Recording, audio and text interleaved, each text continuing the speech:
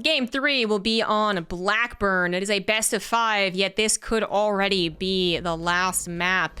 In the bottom left, down 2 games, he is Zest. And in the bottom right, it is the Red Terran, GuMiho. Playing one hell of a series, he's just basically bamboozling Zest.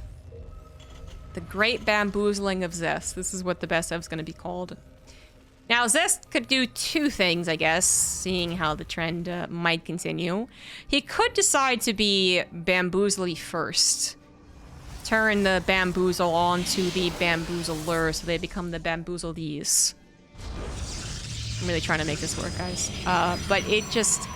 That's obviously risky for a few different reasons. If GuMiho chooses to factory expand, it does open up the option of being defensive. So if Zest tries to Stargate all in him, you know, Void Rays or Proxy Gate him, GuMiho goes, okay, and then just builds a Cyclone at home. If GuMiho does change it up 180, you know, and 1 Rax expands, no scout, well, then Zest being early aggressive probably would work, but then GuMiho should never do that without a scout. So we see that happening here. He is 1 Rax expanding, but he's also scouting. So the other option for Zest is that should he see again bamboozle, you know, no barracks, 2 gases taken, something like that, is to then play with the default assumption of being overly defensive. Something that I pointed out in the last game, the last YouTube video, is difficult for a pro gamer to do. If you 100% know that you're better than your opponent, or your opponent's going to make frequent mistakes because they're also diamond, they're also masters, then yes, you could over defend to a bigger extent than the pros. But if a pro over defends, by over defending I mean make 5 shield batteries when 1 does the trick, make 7 bunkers when you only have enough to fill 2, you know, like that's over defending, then you die. You die. The other guy realizes what's going on and goes, wow, you really over defended, gets better positioned as far as the SCV production goes, or the faster 3rd CC, or something like that. And then they win the game through the macro means. Or they aren't being aggressive, and you misread the situation and put yourself even farther behind because you were so over defensive. So that's the conundrum of being a pro. It's the probably biggest conundrum of being a Protoss. See what I did there? Because Protoss is the one that's really they're a flexible race as far as kind of the early to mid game goes. That is maybe minutes 4 to 7, I guess, like that kind of portion of TVP is where Protoss feels like the more let's say gimmicky one, because that's, you know, could be valid criticism of the race. They have so many tech paths, and all of their tech paths are kind of brutal, and everyone hates DTs. But kind of, I would say before that, it's the Terran who gets to say like, well, you don't know what I'm doing. And if a Terran correctly confuses the Protoss, and the Protoss says, okay, I got 3 options for openers, Stargate, Twilight, or Robo, which one do I go for? And they choose the kind of incorrect one, then they're screwed. So that's the, I guess the balance as it is right now for Protoss versus Terran. That is to say that one race has strengths in one area, the other one in the other, right? That's asymmetrical balance for you. This is a game where finally there is no confusion. There is no bamboozlings. GuMiho is going to try and play a straight-up macro game against Zest here. 1-1-1, wouldn't mind drop by the looks of things. Did he scout the Stargate? No. He didn't get a Reaper, only SCV scouted. So that might be a bit of a surprise. And actually, Zest perhaps realizing he was not thoroughly SCV scouted, I should say that, and not Reaper scouted, is going to ball up 3 oracles. Okay, no, there's 2. Okay. So he's going to actually collect 2 oracles, still go into a 3rd, yes, but he's going to get a real big surprise here on GuMiho. GuMiho could have had a Widow Mine here.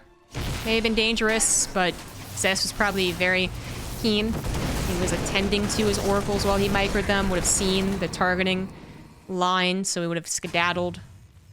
And now 6 SCVs go down without GuMiho able to say really much about it. There is not much else he could have done if his Marines weren't already in place. So he gets a little hull damage on one of the oracles. Still doesn't make you feel too good. after losing that many SCVs, and knows that those 2 oracles, if not more, are going to continue being a thorn in his side. So 3 oracles now. He's going to one-shot SCVs, by the way. So before with 2, he had to glide. Oh, well, it's okay. Well, there you go. He has to go back to gliding. But with 3, they did one-shot the SCVs. So 3 SCVs go down for the 1 oracle. That would not be a good trade, but the 2 oracles had already done a decent amount, so whatever. What's oftentimes important about the oracle counts is how much did that push off your other technology. Oracle's not straight up defending units or attacking units. They're harassment units. They're scouting units. If this means that your blink is now 45 seconds later, or your charge, or what have you, you could be screwed. You could scout a lot and still not have enough to defend.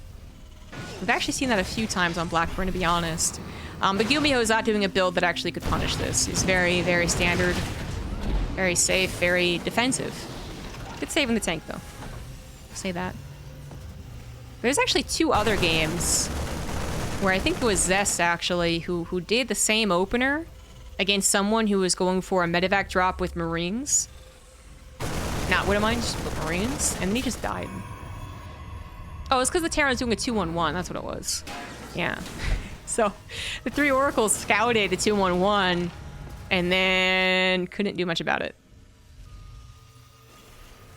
But anyways, it's not that situation. Very different game. One where Zest saw the 1-1-1, knew that the possibility of aggression was low, and gets away with triple oracle, even after losing one. Gets away with a 3rd nexus, gets away going into charge +1, and storm very quickly.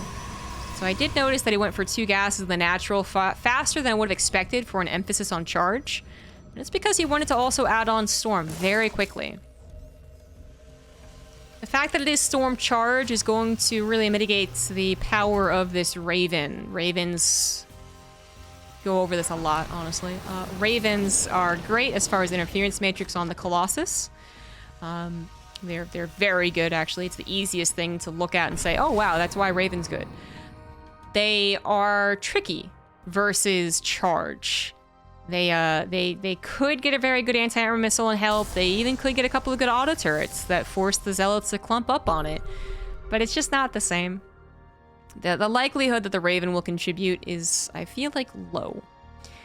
So without that Raven, is this army powerful enough? I don't think so. With the Raven, is it powerful enough? I don't think so. Oh, with an SCV pool, though, maybe it is. Okay, that changes a lot of things. Good lord, GuMiho starts up +1 armor and then does not give a fuck. Pulls the SCVs. Unfortunately, SCV pools are actually the worst against Storm. It's not like a Colossus beam where it has to hit one thing or another, for the most part. It hits everything. And the SCV pool is everything about speed. It's about blitzing the Protoss army, and the Protoss army was a little panicked. I think you could see that in the way the army was controlled, but ultimately you just slap down those storms, and there's nothing the SCVs add. The only reason I think that it could have added something was because initially Zest was so limited on his army count. There wasn't a lot of zealots, there wasn't a lot of army supply, and he was perhaps not going to pay attention. Maybe the tanks fire on his High Templar, but yeah, as long as he was paying attention, pulling back, Storm just completely dominates SCV pools. So at the end of the day, I gotta say that GuMiho probably does not think that Storm is going to be the issue. GG. Let's get into game 4.